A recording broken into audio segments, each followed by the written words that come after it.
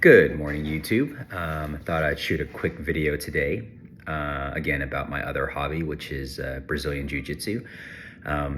Because of work and life and kids, I don't get to train as much as I used to, or as much as I'd like to, but it's still something that I try to get in at least one session a week. And I watch a lot of videos, stay current with, what's going on, who are the big stars. I watch the main events, ADCC, sometimes try to catch the IBJJF championships, gi or no gi. More of a gi guy, but I try to watch as much as I can. Just a little bit of my backstory again. I am a Brazilian Jiu-Jitsu black belt. I received my black belt in 2021. Been training for over 10 years. Received my blue belt from Helion Gracie. So I think I'm barely qualified to speak on some of these matters. But my thought today, guys, is about partners, rolling partners, and specifically, is it okay to choose who you roll with, and specifically not, how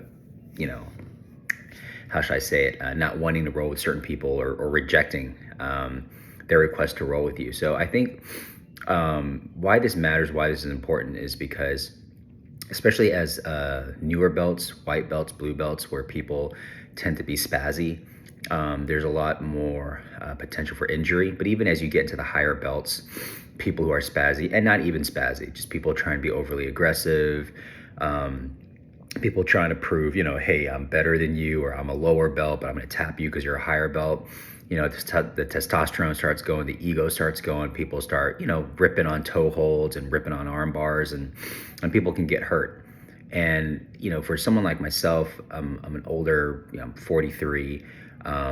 As I think I said in my previous video, at some point it occurs to you that this doesn't matter, to the point that I'm gonna pop an arm or pop an ankle or rip something. It just doesn't matter. It doesn't matter that much. But for other people it does. And for another 43-year-old who, this is their dream, or they're chasing a world title, or they're chasing world title in their head, they don't have the same mentality as me. So my role with them is going to be different, because I may be trying to work on defense, flow rolling, just having a good time. They may be looking to, again, trying to tap a higher belt, or, everyone must sub, or, if it's not a sub, it's a loss. And I think that culturally in the academies, it should be okay for you to say, hey, I don't want to roll with this person. I'd rather roll with this person. But the way most academies are set up, you don't get that choice. The professor's like, hey, Brian, go roll with this person, or hey, Brian, go roll with this person. Some academies, they're like, hey, pick a partner. But then you encounter that situation where someone comes up to you and says, hey, do you want to roll? And I just, from personal experience, as a lower belt, especially as a higher belt, you feel that pressure to say yes, because if you say no, the other person may be, like offended or whatnot. So I think it's okay to offend the other person, especially if you feel like it's a role that may end badly for you. And specifically, if the person may be a little bit spazzy, the person may be, bigger than you, stronger than you.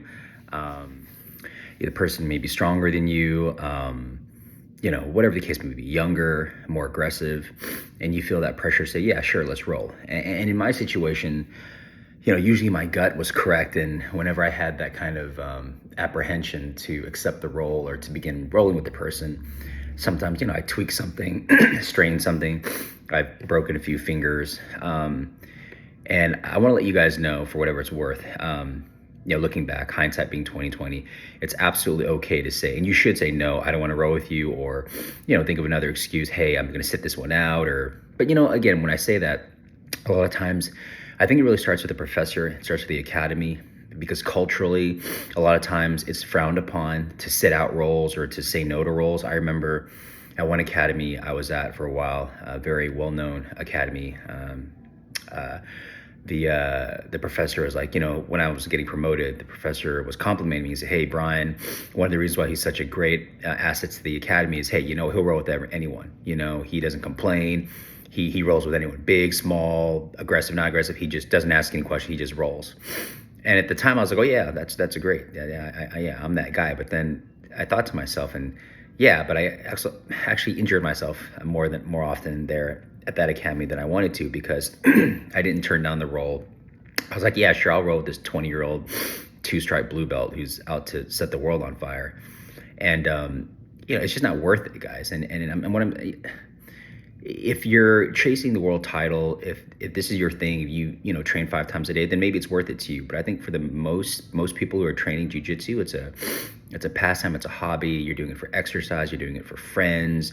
It's a social thing, it's a fun thing. And you don't want to get your arm tweaked, you don't want to get your ankle popped, you don't want to be limping around at work the next day, or going to school and you got a black eye and bruised ribs. Bruised ribs suck, by the way. But I think it starts with the professor, the coaches, to make it okay to say, hey, you know what, if you don't want to roll with someone, that's cool. Or to even set it up where it's more something where when rolling begins, people are able to just select who they roll with. So you're not in that situation where someone randomly comes up to you and then, oh shoot, I don't want to roll with this person, but then I don't want to seem like I'm scared, or I'm lazy, or I'm trying to refuse a roll for whatever reason, or whatever the case may be. If that's not, and again, if that's not possible, where structurally or professors don't want to do it that way, I think they should really instill in their students that, hey, if you don't want to roll with a specific person, just respect that person's opinion. Don't take it personally.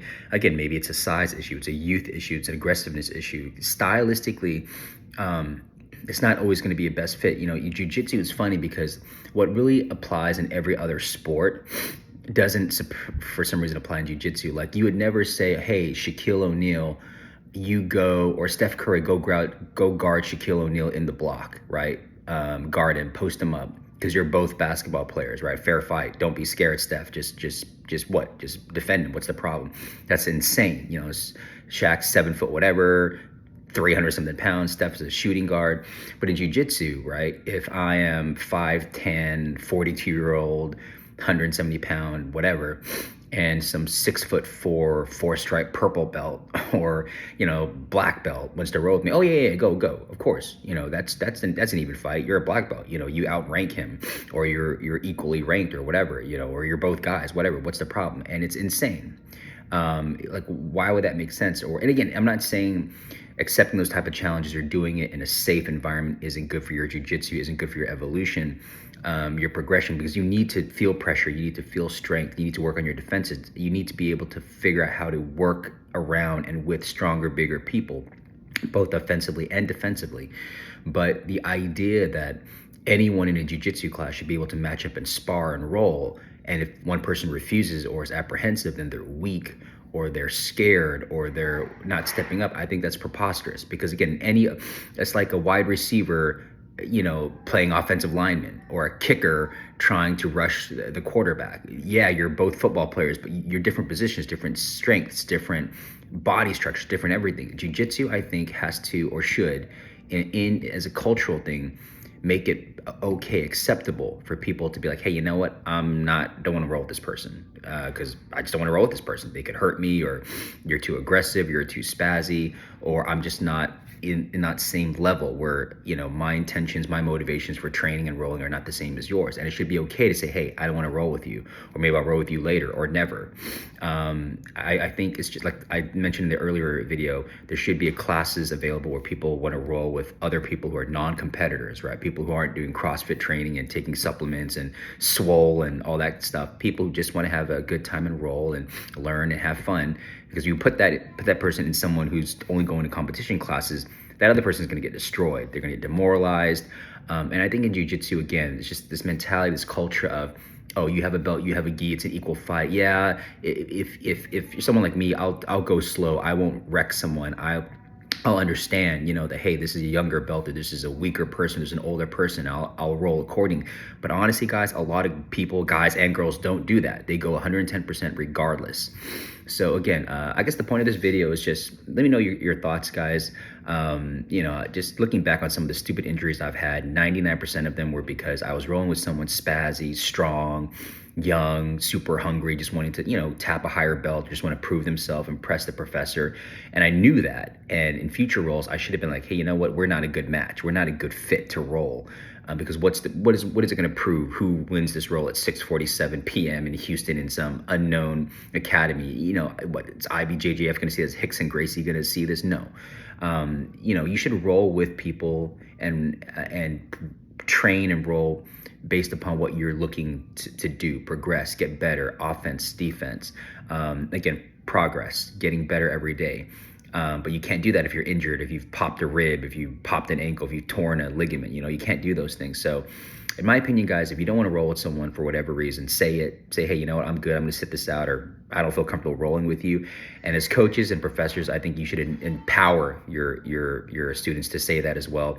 Make it culturally in your academy acceptable for people to feel comfortable saying that, and to not make people feel like they're weak or they're scared if they do that. So just my thoughts, guys. Hope you guys are having good you know, training wherever you guys are at. Hope you're staying injury free. And I'll try to do these semi-regularly if anyone wants to listen. But just thought I'd share my thoughts today on, you know, training partners or rolling partners. And hope you guys like the channel. Hope you guys like the video. Give the video a thumbs up, support the channel. See you guys in the next video. Thanks. Bye-bye.